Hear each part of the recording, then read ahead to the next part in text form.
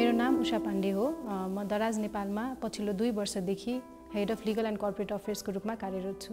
So मेरो motherhood journey चाहिँ एकदमै रमाइलो भएको थियो भन्छु म चाहिँ हैन, किनकि मेरो डेलिभरी भन्दा अगाडिदेखिकै कुरा गर्दाखेरि पनि डेलिभरी भन्दा अगाडि पनि मेरो कम्पनीले चाहिँ मलाई एउटा फ्लेक्सिबल वर्किङ आवरको अरेन्जमेन्ट गरेको भएर चाहिँ म 2 महिना जति वर्क फ्रम होमै गर्न पाएँ हैन। र इभन डेलिभरी सकिसकेपछि पनि 4 मन्थ्सको मटर्निटी लिभ थियो हैन। सो त्यसले गर्दाखेरि 4 मन्थ्स त म टोटली आफ्नो बच्चासँग नै टाइम स्पेन्ड गर्न पाएँ। अनि 4 मन्थ्स पछि पनि 5th मन्थ चाहिँ ट्रान्जिसन पिरियड थियो हैन। सो त्यो पिरियडमा चाहिँ मैले कसरी ब्याक टु वर्क कसरी जाने त भन्ने कुराको लागि चाहिँ सोच्न मौका पाएँ हैन। सो म फुल्ली काम गर्नु पर्दैन थियो 5th मन्थ भनेको। त्यसपछि पनि अब अहिले नै पनि इभन हैन मेरो बच्चा 1 वर्ष हुन लाग्यो, अहिले पनि फ्लेक्सिबल वर्किङ आवरले गर्दाखेरि चाहिँ म टाइममा म बच्चासँग टाइम स्पेन्ड गर्न पाइरहेको हुन्छु हैन। म घरबाटै काम गर्न पाइरहेको हुन्छु। यसले गर्दाखेरि चाहिँ मेरो मदरहुड जर्नीमा चाहिँ एकदमै इम्प्याक्ट भएको थियो र मलाई चाहिँ एकदमै खुसी लागेको थियो यो कुराहरूले गर्दाखेरि चाहिँ। मेरो इनलजहरू चाहिँ चितवनमा नै बस्नुहुन्छ हैन।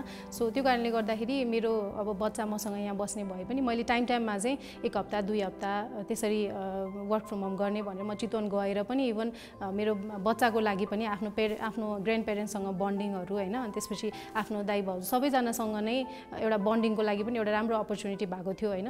त्यही भएर यो लिभ मात्रै नभएर त्यसपछिको पनि फ्यु मन्थ्सहरू चाहिँ एकदमै राम्रोसँग नै गयो। त्यही भएर आई थिंक यो सबै कुराहरू चाहिँ एकदमै इम्पोर्टेन्ट हुन्छ, इभन न्यू ममलाई मात्रै नभएर न्यू ड्याडलाई पनि हैन, किनकि कति कम्पनीजहरूले चाहिँ अझै पनि मटर्निटी भनिसकेपछि फिमेललाई मात्रै फेसिलिटी दिने, तर मेलको लागि पनि यो इक्वली इम्पोर्टेन्टै छ छन चाहिँ। लाइक हाम्रै कम्पनीमा पनि न्यू ममलाई मात्रै नभएर न्यू ड्याडलाई पनि हैन फ्लेक्सिबल वर्किङ आवर आफ्नो बच्चासँग बन्डिङ बिल्ड गर्नको लागि आफ्नो बच्चालाई केयर गर्नु पर्यो भने हैन, इभन न्यू फादर्सहरूलाई पनि फ्लेक्सिबल वर्किङ आवर्सको फेसिलिटी चाहिँ दिनुभएको छ हैन। आई थिंक यो सबै कुराहरू भयो भने चाहिँ न्यू पेरेन्ट्सको लागि चाहिँ एकदमै सहज हुन्छ जस्तो लाग्छ।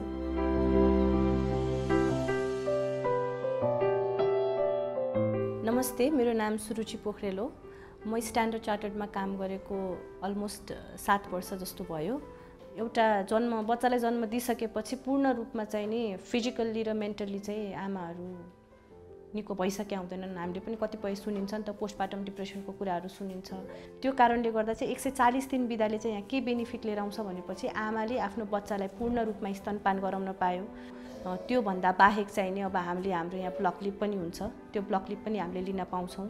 अनि त्यसै गरेर चाहिँ नि मैले चाहिँ आफूले breast feeding mother as a mother मैले चाहिँ मेरो ब्याङ्कमा कुरा गरेर बिचको टाइममा चाहिँ म म्याटर्निटी लिभबाट फर्केर आइसकेपछि पनि बच्चालाई चाहिँ ब्रेस्ट फिडिङ गर्न म घर जान्थेँ, जुन कारणले मलाई सहजता भयो र त्यो सहजताले मैले पूर्ण रूपमा 6 महिना नै बच्चालाई चाहिँ नि एक्सक्लुसिभ ब्रेस्ट फिडिङ गराएको छु। अब अहिले कुरा गर्दाखेरि त अब आमा र बच्चालाई दुवैलाई सहजता हुने गरी अब एकदमै राम्ररी हेल्थ एन्ड सेफ्टी अपनाएरै हाम्रो यहाँ बेबी केयर रुम खुलेको छ। त्यहाँनिर चाहिँ हाम्रो आमाकोलाई ब्रेस्ट फिडिङ भनेर एउटा ब्रेस्ट फिडिङ काउच बनाएको छ, रेफ्रिजरेटरहरू राखेको छ, बेबीको खानेकुराहरू हामीले स्टोर गरेर राखिन्छ त्यहाँनिर। अनि अर्को कुरा भनेको हाम्रो यहाँ प्रपर टेक केयर गर्ने हाम्रो नानीहरू हुनुहुन्छ, दिदीहरू हुनुहुन्छ, आया दिदीहरू। अर्को भनेको चाहिँ हाम्रो यो बेबी केयरभित्र नै एउटा सानो किचन छ, जुनमा चाहिँ नि बच्चाको खानेकुराहरू तताउने पकाउने काम गरिन्छ। सुत्केरी बिदा जति लामो दिँदाखेरि आमाले एउटा बच्चालाई काम गर्ने आमाले एउटा बच्चालाई ढुक्कसँग आफूले चाहिँ नि 6 महिना चाहिँ स्तनपान गराएर अफिस आउँदाखेरिको खुसी बेग्लै हुन्छ। आमा नै मेन्टल्ली फिजिकल्ली फिट भएर अफिस आयो भने उतातिर बच्चा पनि मेन्टल्ली फिजिकल्ली नै फिट हुन्छ।